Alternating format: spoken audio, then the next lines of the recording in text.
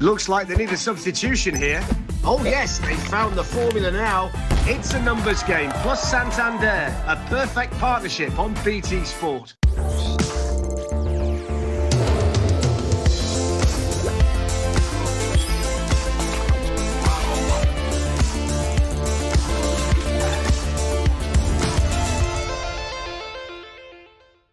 Hello and welcome to It's a Numbers Game. I'm Pippa Monique. And I'm Dr. Hannah Fry, and we're here once again to guide you through the science secrets at work behind your favourite sports. We'll be bringing you the science, maths and stats to reveal just how sports stars get their edge. Their amazing athletic achievements might seem like the work of superheroes, but we're here to help you find the scientific explanations behind those sporting special powers. We've got a chilling investigation into why it's so important to warm up your muscles. We're going to be burning calories in the literal sense with an explosive demonstration. And we're going to see if we can continue our winning streak by smashing yet another world record. But first, every week on this show, we have looked at the sporting achievements from some of the most powerful athletes in the world. And that got us thinking, just how much energy is actually involved when they compete? Well, unfortunately, none of those great athletes were available. So instead, we've got Mensah and Ugo Monye on hand just to help us out with these unusual-looking bikes. Yeah, they're not your traditional kind of bikes. I'm hoping we're going to be putting it to some kind of good use, Pippa. Yeah, because when you ride a bike, energy from your body is transformed into kinetic energy. So these special bikes are just going to show how quickly you can convert chemical energy from your muscles into kinetic energy. Now, this challenge is all about teamwork, you two. So both these bikes, they're plugged into this pedal power station. Sorry, Too much, Hugo, too much. As you start to pedal, the generator is going to turn the kinetic energy into electrical energy. So all that you've got to do is pedal hard enough to light that light bulb, and the LED tower is going to tell us how well you're doing. And I sense that one of you is taking this more seriously than the other. Look at this guy. Clearly. He's come for a gentle stroll down Brighton Beach. I've actually come to take this seriously. Andrew. Bro, I'm sick of carrying you. Sick of carrying you around. Okay. So make sure you're on point. All the way to the end. Teamwork, guys, come on. OK, are you ready? Are you ready? Mate, I'm good. Okay, let's do this. Ready, steady, go. Come on, bro. Don't take Mate, off. what is that technique? Why is your neck so stiff? Just push. Mate, I need Keep you. going. Andrew. Oh, my God. Stationary bike. You've ridden a bike before, bro. Bro, the bike is smooth. Come on, right out of the studio. There we go, there we go. There we go. That wasn't even hard. Yeah, OK. That says the man. Andrew was carrying you there a little bit. I was carrying you, bro. OK, all right, that's how far you can get with a little bit of teamwork. But I don't think that you could sustain that sort of pace for very long. So if instead you took things at a much more reasonable pace, more leisurely pace for an hour, that would produce 0.1 kilowatt hours. Now, in an average home, everything that you plug in, your TV, your fridge, all of that, on average, that uses 10 kilowatt hours per day, which means if you two wanted to generate enough energy just to power an average home for one day, you'd need to cycle non-stop for 100 hours. I could do that, though. 100 hours non-stop. You couldn't do that. I mean, whether we could do it or not, it's just definitely not worth it. But saying that, Pippa, if I brought my whole squad down, excluding Andrew, I reckon we could generate enough power to be able to power up a stadium. OK, so if there's 20 of you and you can get a battery big enough to store it all, it's actually a lot harder than you might imagine because you would have to pedal for about a year and a half just to power one match day at Old Trafford. No, I'm actually busy that year, so I won't be around. Yeah, I mean, that's understandable, right? But these huge energy requirements, they actually say a lot more about how inefficient our home appliances are than they do about the efficiencies of our bodies, because we are surprisingly good at converting food energy into mechanical energy. More on that later. For now, though, Andrew, Ugo, lovely as it is for you to team up and show us how good you are at teamwork, we love to see you challenge each other. And I know you're always up for competition, so... Yeah. That's fine. I mean, he said he was carrying me, so now you're on your own. We'll see. OK, so just for fun, instead of the light tower, we've got another little bit of kit for you to play with, just to release all of that energy that you have. There is a skill to this game, though. It's not all about pure power here. It's almost like racing on a real track. You can't just go flat out around the corners. Andrew, how do you fancy this one? My chances. You know me, they call me vroom vroom. Oh, boom, boom. Vroom, vroom, skirt. That's what they call me. I'm sure they do. Right, OK. Ugo's car is red. Andrew's car is white. Let's get going. I'll count you down. Ready? 3, 2, 1, go! Mate, you went early! No way. How slow is my car? 10 laps, guys. 10 laps. Vroom, vroom. Vroom, vroom. Wait, I've just lapped you, bro. I've just lapped you, bro. I've just lapped you. I'm sitting down now. It's too easy for me. I think you've got 3 laps to go, Andrew. Woo! This is... Lapping him Catching up, it's catching up. I'm actually lapping you, bro. You're actually rubbish at this. This is a real... How many more laps? Don't worry, just keep pedaling. Keep that kinetic energy going. Come on, come on, Okay, come on. and... Mr. Vroom Vroom. Vroom, vroom, Mr. Vroom bro. Vroom. Terrible car. So, why are you blaming your car? Why are you blaming your car, bro? No, do you know what? I don't want to take anything away from you. You thoroughly deserve that. Oh, wow. Well done. It's called vroom, vroom. OK, well, in sports such as diving, ice skating and gymnastics, athletes are constantly changing their body configuration to control their movements. Now, minor adjustments can make all of the difference when you are striving for that perfect score. Pippa visited Dr. Nick Owen at Swansea University to learn much more about this example of physics in action. We're here today to talk about the moment of inertia. What's that? It's a bit like when you're running in a straight line, and if you weigh more, it's more difficult to build up speed. But when you're turning, there's a bit of a twist. That it's not just how much you weigh, but it's where the weight is. You've seen ice skating. When the ice skaters come into a turn, they start off slowly and then they gradually increase their speed, and then they bring their arms in and they really start whizzing around. Well, that's all to do with the moment of inertia. Would you like to go? Nick, I would love to, but I seem to have forgotten my ice skates. Well, fortunately, you don't need your ice skates today, because behind you, we've got the Terpsichorean Angular Accelerator Simulator. Nick, it's just an office chair. Well, it might look like an office chair to you, but that's been specially modified with high coefficient of friction feet and lowering the centre of gravity to make it stable and safe. What does that mean? Well, it's got a bit of gaffer tape on it and a couple of weights. Take a seat and have a spin. Okay. And for safety, you're going to need this. Seriously. Yep. All jokes aside, this chair has been modified for my safety, and I've even got to wear this helmet. So guys, please do not try this at home. Okay, so what you're going to need are these weights. So take one in each arm, Okay? put your arms out, spin the chair around with your feet, and when you're spinning fast, bring the weights in slowly. And in, Woo! Oh my gosh. and out, and in, Woo! and out. Arms in, Woo!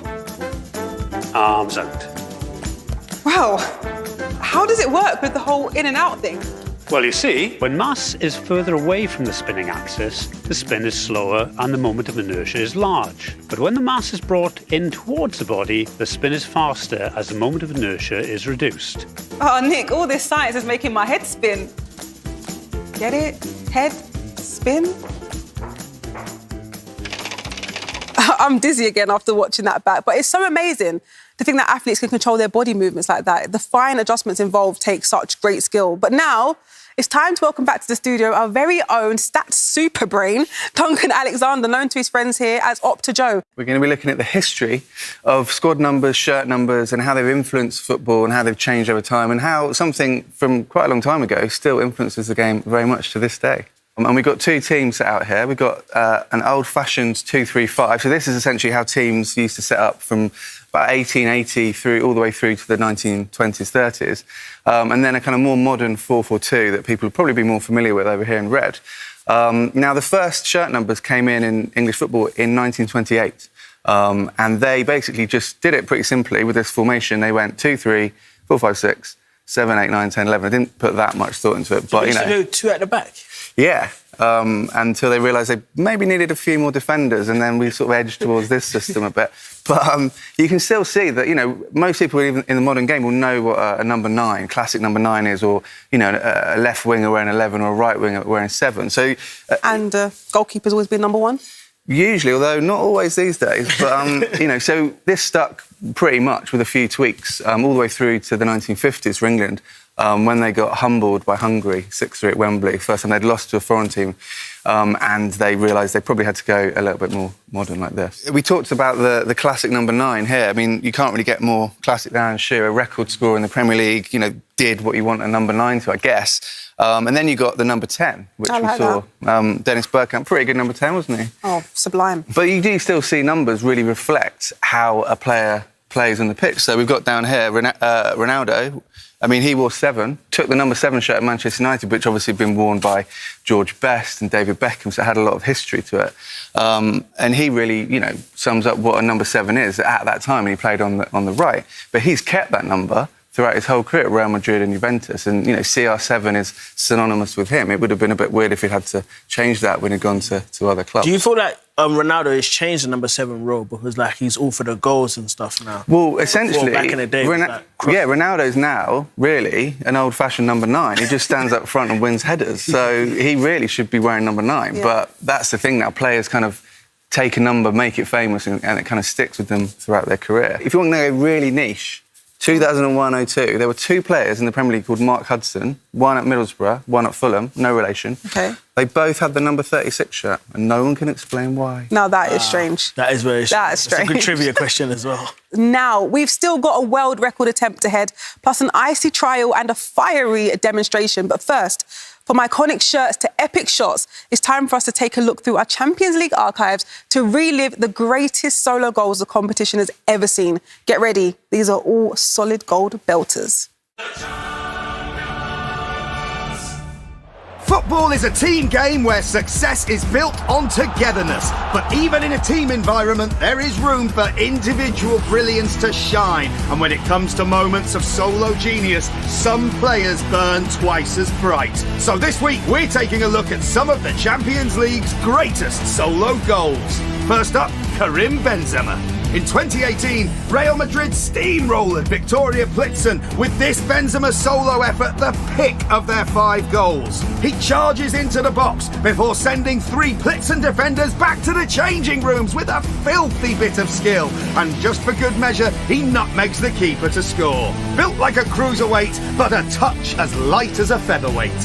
Next up, Mesut Ozil. He was often a frustrating figure for Arsenal fans, but when he turned it on, the little playmaker could be unplayable.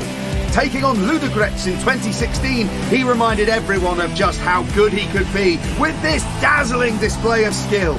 He chips the keeper, torments 2 defenders, leaving them on their backsides before coolly finishing. Ooh, salt and vinegar with that, mate. Take a seat, fellas, and enjoy the Ozil show. Finally, the man Barca fans call the Messiah, Lionel Messi.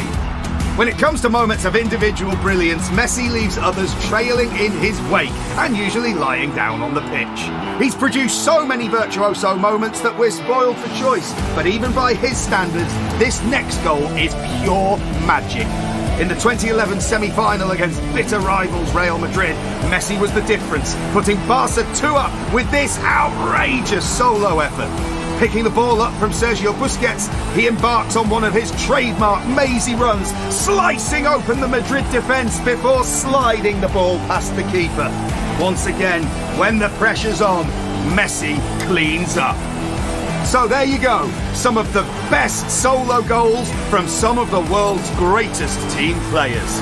Catch us next week for more Moments of Genius.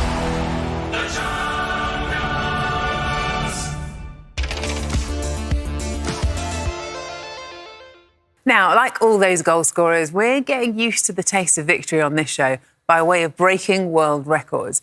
And I'm sure that this week's attempt is going to be just as fruitful. We have been inspired by the traditions of grassroots football this week, and there is a good scientific reason why the idea of half-time oranges has stuck around for so long. Oranges, high water content, they also happen to be loaded with vitamin C, natural sugars and carbohydrates, which means that they boost your energy and keep you hydrated all the way to full time. And that gives us an excuse to go for a juicy record, the fastest time to peel and eat an orange. Just one tiny twist, it's got to be done blindfolded. Well, guys, it's going to take another team effort from the both of you, and it's going to get messy. So, Andrew, talk us through your tactical plan. My tactical plan, honestly, is just to trust my guy, because we're a dynamic duo, innit? Well, as always, Guinness World Records adjudicator Alan Pixley is here to oversee making sure we're meeting all the guidelines for this attempt. And Alan, aren't you happy to be back in the studio? Honestly. I mean, OK. On a serious note, there's absolutely no need to eat an orange like this, so we strongly insist you do not try this at home. That being said, I think it's time to get going, and the tension in here is palpable. The record to beat is 17.1 seconds. Alan, boys, stand by. OK, just give us 1 second. Hand sanitize your hands, bro. Make this COVID secure. Yeah. Is this why you changed out of your white top? You know. Let me just get my range as well. Yeah, get that range in, bro. But watch the face. Okay. This face is worth a lot of money. It's very serious. Yeah. All right. I think I'm just going to be mouth open, you know. It's going to look crazy. Ugo, hands on the table, please. This is an official Guinness World Records attempt. 3, 2, 1, go! Come in. Come on, Ugo! Straight open. Come on, Ugo! Come on, Ugo. Oh, you're squeezing all the juice out. Come on. Hurry up. It's coming, it's coming, it's coming, it's You're coming. squeezing everything out. Ugo! OK. Come on, chew, Andrew. I like the tactics. Chew. Go on. Oh, mate, I'm trying. Choke. What's his mouth? Oh, my goodness. Come on. Come on, Ugo. This looks very rough. I'm done. Eat. Alan! OK, that was quite Okay, well. just if you guys just move to the sides a little bit. Hey, that orange was nice, you know. Alan, talk to me. The orange is done. That's another world record done. I don't think it is. Well, you was mad slow with it, I can't lie. Okay, so Ugo and Andrew attempted the Guinness World Records title for the fastest time to peel and eat an orange blindfolded, team of 2. The record to beat was 17.15 seconds, and they achieved 33 seconds. I thought he was going to say 13 seconds. That was a long 33 seconds. Yo, bro, take this off. Take the blindfold off of me. Are you sure it was that long? Bro, fix up, man. Fix up, bro. That was easy for me. One bite and I was swallowing it. Guys, no words. Let me down, bro. What's the first thing you do before any sort of physical activity? Well, you warm up your muscles, but what happens if you don't? We've decided to find out what happens if your muscles are cold, and I mean seriously cold. So the idea behind warming up is that you prepare your body for exercise by gradually increasing your heart rate and increasing blood flow around your body to your muscles. So if our muscles are cold, it's like the opposite. But on a freezing winter day, I feel like I cannot even function. My hands don't work. And this is something that we can demonstrate here. Yes, in we the can, studio. Hannah. I'm sorry to cut across you. We're just going to flip the roles. Thank you very much. Andrew's been jumping off cranes. Yep. He's had oranges shoved in his face. He's had balls thrown at him from quite a pace. So what we're going to do today is put Hannah and Pippa to the test. For it's once. over to you. So For as once. you rightly said, when your bodies are warm, you do have greater dexterity. Your muscles are able to function a lot better. So what we've got for you, 2 simple challenges. Hannah, you're going to type some shoes. And Pippa, you're going to stack some cups. We're going to do that. And then after that, you're going to get your hands submerged into water, into freezing cold water. And then we're going to retest that just to test your dexterity. Are you up for I it? much prefer it when it's the other way Now around. you know how it feels, right. innit? It doesn't feel right. It feels does, it right. feels And I'll tell great. you what, Alan's not here, but there is power in this stopwatch. Yeah, Pippa, you're going to cry. Probably. You are going to cry, and it's going to be great to watch. OK, so Andrew, you're going to be timing Hannah and Pippa. I've got Hannah, you we're on a team, though, so I still want you to do relatively well. Oh, how kind. Yeah, so let's get with it. How many times do I have to stack these? 3 times, please. So 4 times. OK. Make up your mind. No, 3 or it's 4? 3 times. 4. Just listen to me. Forget Robin for a second. OK, 3, 2, 1, go. Let's go, Hannah, let's go. I'm going. Yes, that's what. You know how to tie them laces. Back You know how into to it. tie them Come on. laces. Go on. Come on, come Pippa. Not very Your neat. hands aren't even cold yet. OK, let's go. Pippa. That's twice. Struggling over there. It's the nerves. Come on, it's the nerves. Second. Come on, Hannah. You done? Here we go. You done? Here we Yeah, go. Here we go. Stack 'em. I've done neater. Decent, But it was Hannah. quick. Decent. Okay. That was pretty quick, Hannah. not impressed You with that. got 18 seconds. Okay. 13. OK, Pippa, you're 21.6. Oh, I don't like that. That's fine. That's fine. We're going to try and put this theory into practice. Hannah, you have quite a cold bucket of water there, and Pippa, you should have one to the left side of you, so please pick it up. Pippa, grab that water.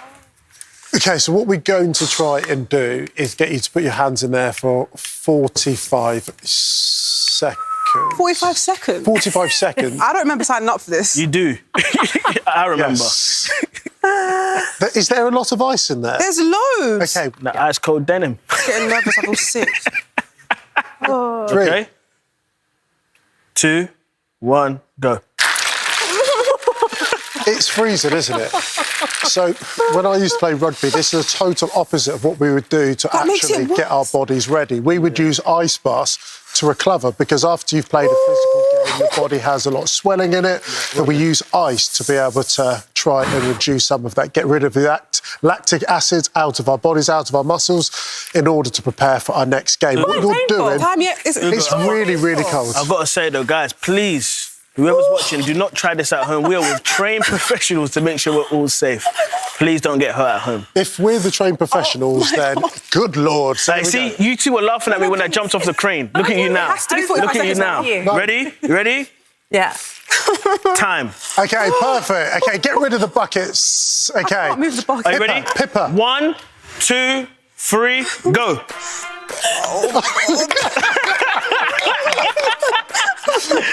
Come on, Hannah. Come on, Hannah. Mind over matter. OK, come on, Pippa. I'm trying. The quicker you go, the warmer Mind over it matter. gets. Oh, my gosh. It's almost summertime, though. Don't worry about it. Come on, Pippa. Come on, Hannah. You got it. You got it. You got it. You got it. You got it. I can't even think straight. Pippa. Pippa. Now stack him. Yo, Pippa is straight. No? OK, you've done it, yes. That's your trick. Wait. Come on, Hannah. Come on, Hannah. Come on, Hannah. My hands are There you shaking. go, done. Done. That one's actually very tricky, just because you have to use the tips of your fingers, How are you which smiling? are actually most sensitive to cold times. So, Andrew, how did Hannah fare? Hannah had a mare. Second time Hannah had a mare. Well, that's nice, So isn't it? she got 33 seconds, which is actually a 15-second increase from her first try. Oh, wow. Pippa, albeit you were very anxious and that didn't look all that comfortable, your first time was just over 21 seconds. Your second time was 26.59, so only a 5-second difference. So although you didn't like it, your body responded really well. No, it didn't. I'm cold. But you functioned really well anyway. How was it in the ice? Painful. Look, all I'm saying is the next challenge we're going to give you guys, we're going to double down. Just you wait. Yeah, OK, Ugo, you proved your point. I think I understand now how important warming up is. Well, I'm officially freezing now, but I do have an idea to help us warm back up. We've talked today about power and energy in sport, but where do athletes get their energy from? How do they fuel their explosive performances? Well, we've got a demonstration here that I think will help us understand. So a calorie is a unit of food energy, and when we eat and drink, we're putting those calories into our bodies and that we can use as fuel. And we can work out just how much energy is in food by burning it. But we'll start with a single jelly baby and see what we can get. And as always, please don't try this at home. We've got our experts here to keep us safe, so let's all pop on our safety gear, shall we? Yeah, so this is essentially how they work out how many calories is in food. They burn it. And we're going to use a chemical here to just accelerate the process. But the jelly baby, as it burns, the reaction is going to release all of the energy that was stored inside that sweet. This is my kind of science. It can't be much, right? It's just one jelly baby. Let's see.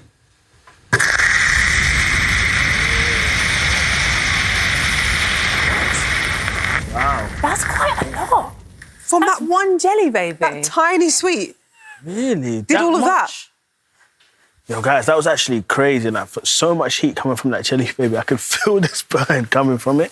It's like, off one jelly baby, that's so much energy released. It's kind of mad, isn't it? That's 21 calories in a jelly baby. So that is what it looks like when you burn 21 calories. And when that's in your body, obviously it's not quite as dramatic, but your body is amazingly efficient at converting that chemical energy in the jelly baby into movement. Do you know what I want to see now? 5 jelly babies. Mm-hmm. Let's go, Owen. Watch your hands, bro.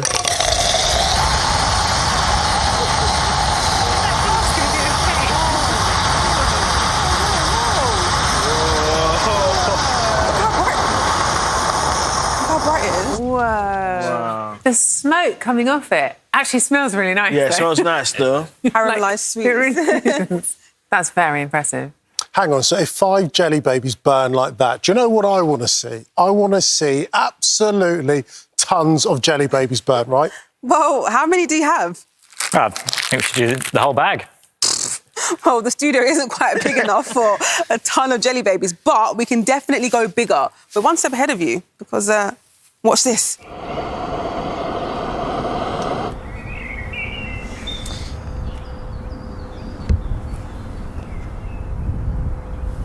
Okay, so this is 1 packet of jelly babies.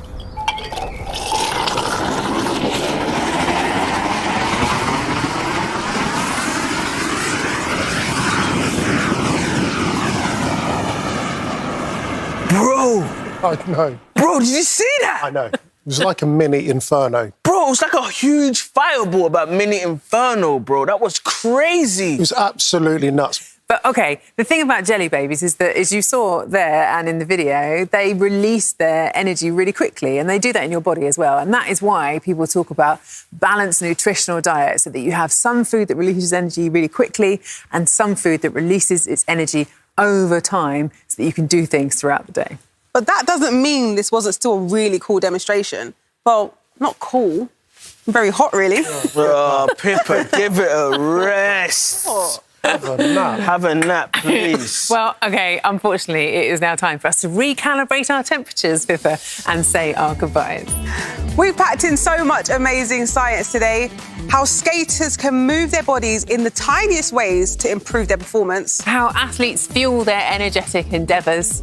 And we've had a bike race with a difference. I think I've joined the dot stock. Everything in today's episode was about the body. Exactly that. All about the body today. Quite simply, the most fundamental part of every single sport. Well, make sure that you look out for clips on btsport.com and join us next time when we're going to be discovering more of the amazing science and maths behind sport.